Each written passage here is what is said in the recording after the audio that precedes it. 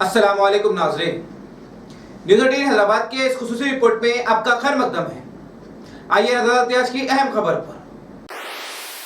یزید کے دربار میں اسلام کی کوئی اہمیت نہیں تھی، شریعت کی کوئی اہمیت نہیں تھی، طبیعت شریعت پر غالب آ چکی تھی، اسلام کو تبدیل کرنے کی کوشش کی جا رہی تھی۔ یزید کے دربار میں شراب نوشی عام تھی، یزید کے دربار میں کتے اور بلیوں کا ناچ ہوتا تھا۔ ایسے نازک وقت میں امام علی مقام امام حسین آتے ہیں، اور پھر علماء کرام نے لکھا کہ جب کربلا میں امام حسین پہنچتے ہیں تو ایسے صبر کا مظاہرہ کیا، اور وہ کیوں نہ کرے صبر جن کی والدہ بی بی فاطمہ خود صابرہ ہے، جن کی والدہ خود صابرہ ہیں حضرت فاطمہ۔ میرے عزیز دوستو اور بزرگو، امام علی مقام امام حسین جب کربلا میں گئے تو 72 لوگ آپ کے ساتھ، 21 اہل بیت سے ہیں اور ماباقی پورے صحابہ کرام کی اولاد امام حسین کے غلام گزرے۔ اب 72 کا مقابلہ 20,000 سے، 72 ورسز 20,000،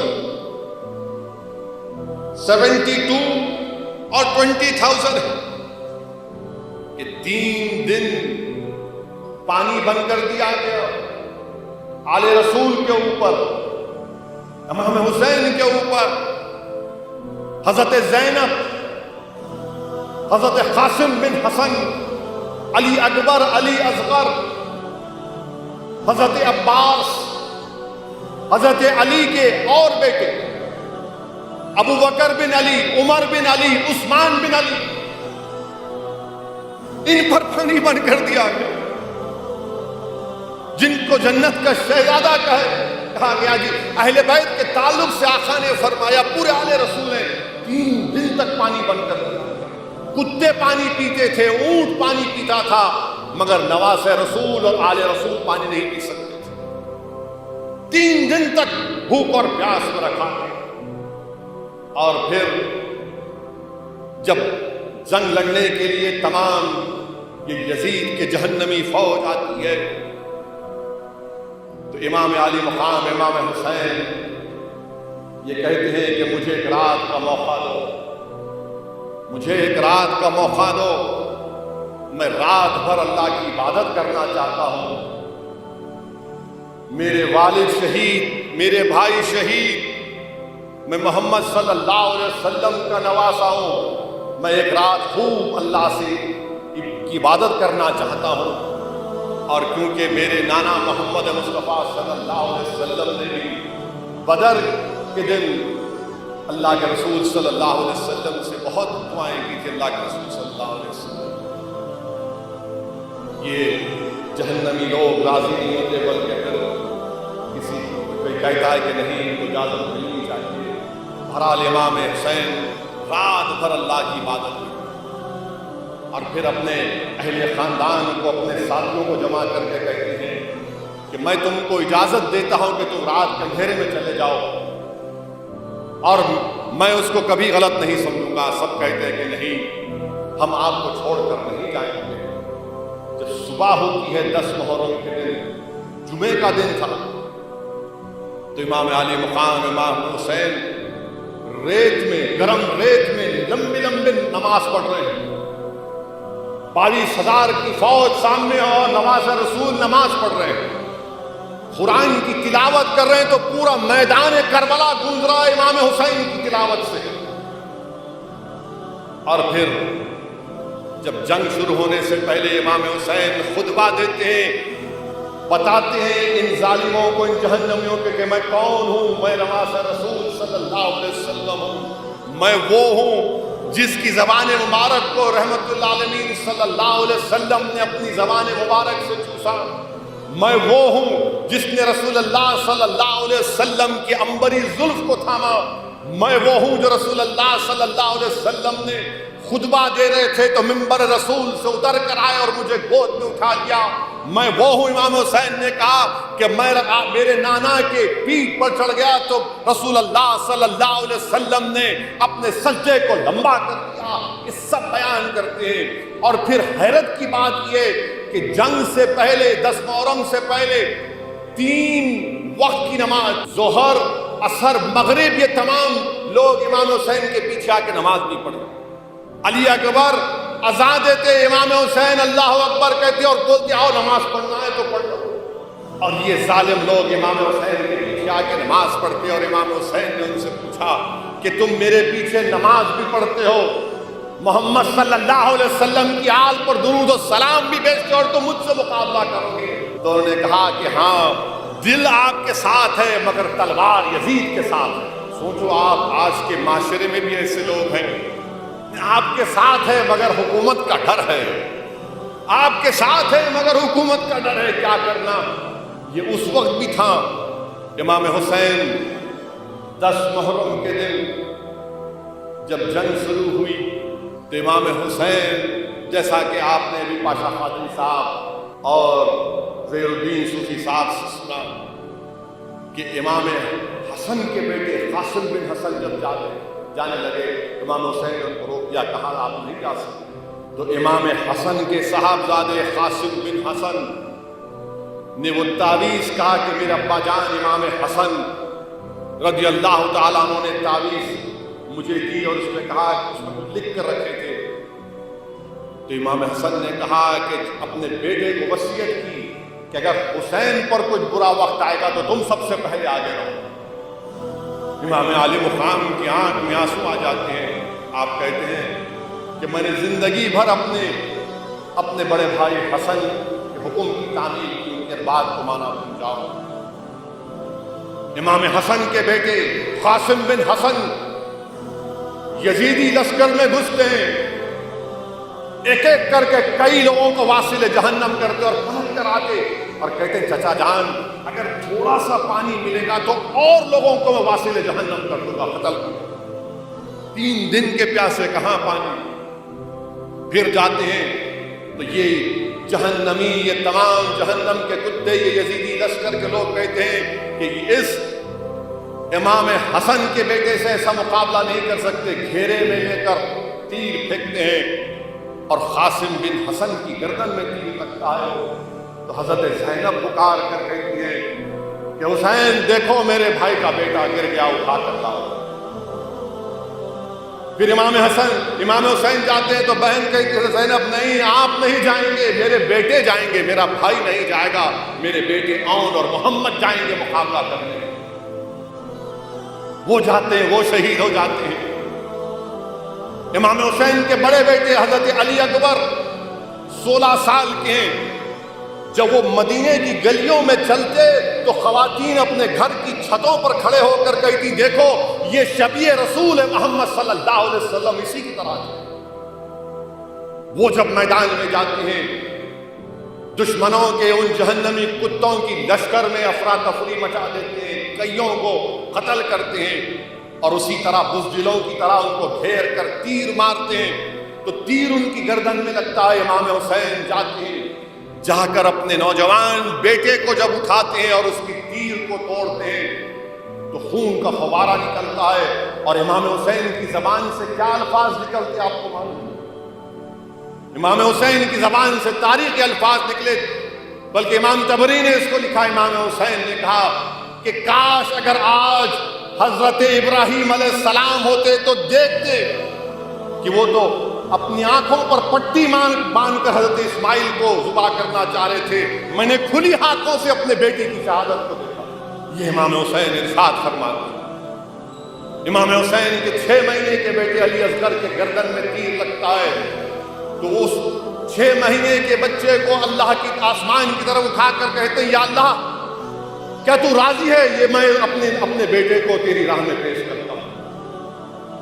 اور پھر جب امام حسین جنگ میں جاتے ہیں تو اب محمد مصطفیٰ صلی اللہ علیہ وسلم کا امامہ باندھتے ہیں، حضرت علی کی تلوار کو اپنی ہاتھ میں لیتے ہیں اور اپنے بہن حضرت زینب سے کہتے ہیں کہ اب یہ تمہاری ذمہ داری ہے پوروں کی امام زین العابدین بیمار ہیں اور ان سے کہتے ہیں کہ تم ٹھہرو گے ساتھ، اور امام علی مقام امام حسین ان یزیدی جہنمیوں کی لشکر میں گھستے ہیں، کوئی سامنے نہیں آتا، جو سامنے آتا اس کی گردن صاف۔ دوڑا گھوڑا پلٹا کر امام حسین اپنی بہن سے آ کر کہتے ہیں دیکھو زینب، دیکھو یہ بزدل بھاگ رہے، مقابلہ نہیں کر رہے۔ امام مقابلہ کرتے امام حسین، 20,000 کا لشکر، ہمت نہیں ہوتی، جو سامنے آتا اس کا قتل کرتے امام حسین۔ اور پھر جب امام حسین کو شہید کر دیا جاتا ہے، ایک لمبا تفصیلی واقعہ ہے۔ امام حسین کو جب شہید کرنے سے پہلے امام حسین کہتے ہیں کہ مجھے نماز پڑھنے دو، نماز کا وقت ہوا۔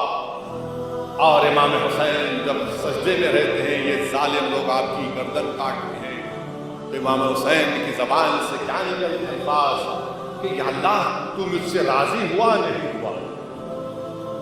امام حسین کی زبان مبارک سے نکلتا ہے۔ میرے عزیز دوستوں اور بزرگوں، امام حسین کے جسم پر 34 تیر کے وار تھے، 34 تیر کے وار اور 33 تلوار کے وار تھے۔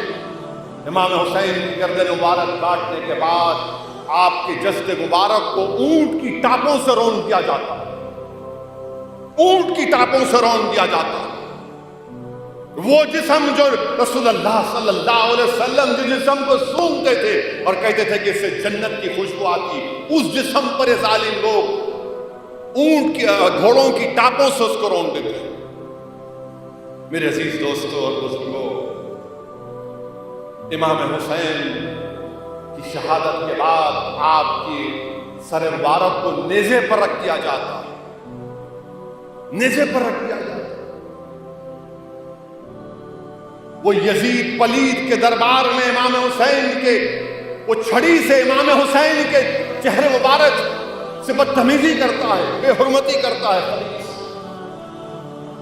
ایک صحابی رسول نعمان تھے، بولے تو کیا کر رہا ہے؟ میں نے دیکھا کہ رسول اللہ صلی اللہ علیہ وسلم اس چہرے مبارک کو بوسہ دیتے ہوئے۔ تو یزید پکار کر کہتا ہے کہ اللہ نے مجھے عزت دی اور مجھے کامیاب کیا۔ حضرت زینب حضرت علی کی صاحبزادی، رسول اللہ صلی اللہ علیہ وسلم کی نواسی، امام علی مقام کی بہن، پکار کر کہتی ہیں اے یزید، قرآن کی وہ آیت کی تلاوت کرتی ہے جس کے معنی مفسرین نے کیا کہ اللہ جس کو عزت دیتا ہے اللہ دیتا ہے، جس کو اللہ ذلت دیتا ہے اللہ دیتا ہے۔ حضرت زینب پکار کر کہتی ہیں کہ تو ختم ہو جائے گا، تیری یہ حکومت 4 دن کی ہے، صبح قیامت تک میرے نانا کے ممبروں سے میرے بھائی کا ذکر ہوتا رہے گا صبح قیامت تک۔ تو ایک صحابی جو نابینا بیٹھے تھے، وہ حضرت ایک صحابی دوسرے صحابی کا ہاتھ پکڑ کر پوچھتے کیا علی آ گئے؟ تو علی کی آواز ہے، کیا علی آ گئی؟ علی کی آواز۔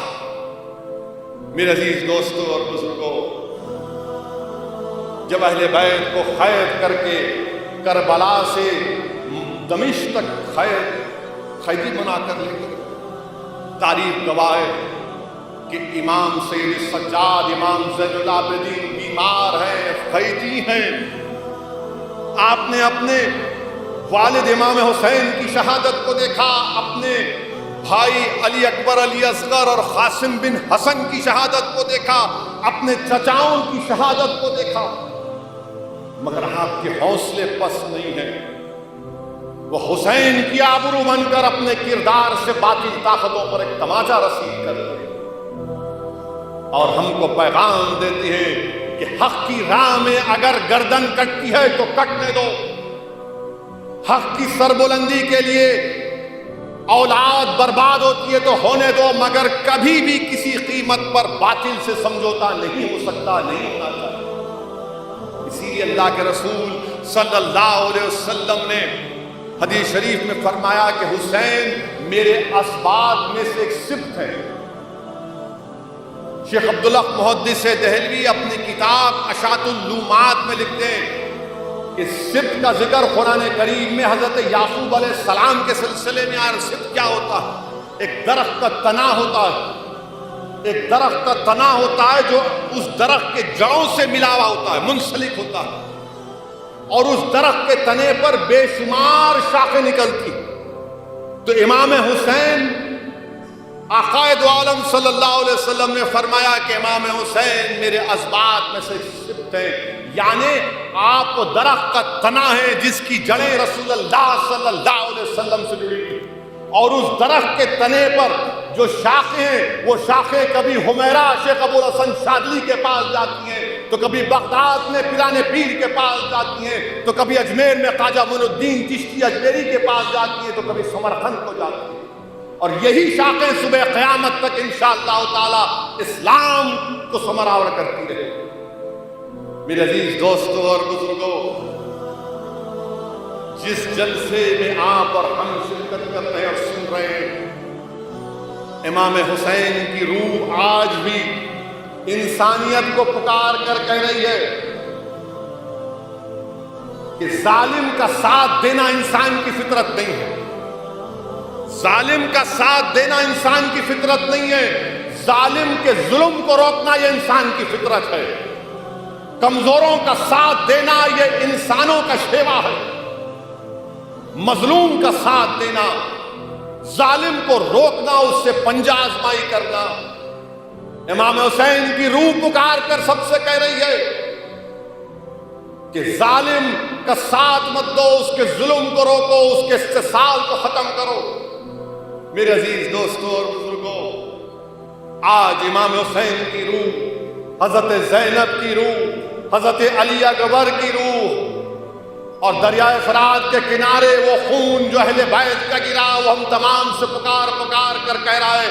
اہل بیت کے اجڑے ہوئے خیموں سے آواز آ رہی ہے، کربلا کے ذروں سے آواز آ رہی ہے کہ رسول اللہ صلی اللہ علیہ وسلم کی امت، اگر حالات خراب ہیں، تم چاروں طرف سے گھرے ہوئے ہو، تو ہمت مت ہارو، مظلوم کا ساتھ دو، ظلم سے ظالم سے مقابلہ کرو. اور میرے عزیز دوستوں اور بزرگوں، امت میں اتحاد بھی پیدا کرنے کا علماء کرام نے طریقہ بنایا کہ ہم میں اختلاف ہو سکتا ہے مسلک کا، عقیدے کا، مگر اختلاف اس بنیاد پر نہیں ہو سکتا اہل بیت کے نام پر. اہل بیت کے نام پر اختلاف نہیں ہو سکتا، تو ہم مسلمانوں کو، امت کو اہل بیت کے نام پر متحد کر سکتے ہیں. اگر اہل بیت کے نام پر متحد ہوں گے تو اس سے اللہ، اس کا رسول راضی ہوگا، آخرت میں جنت ملے گی، اور دنیا کے معاملات میں الفت پیدا ہو. تو میرے عزیزان ملت، اہل بیت کے عنوان پر، اہل بیت کے نام پر متحد ہونا. ناظرین، نیوز 18 حیدرآباد چینل کو لائک، شیئر، سبسکرائب ضرور کریں. اسی کے ساتھ یہ یاد دیں، میں ابراہیم. اللہ حافظ.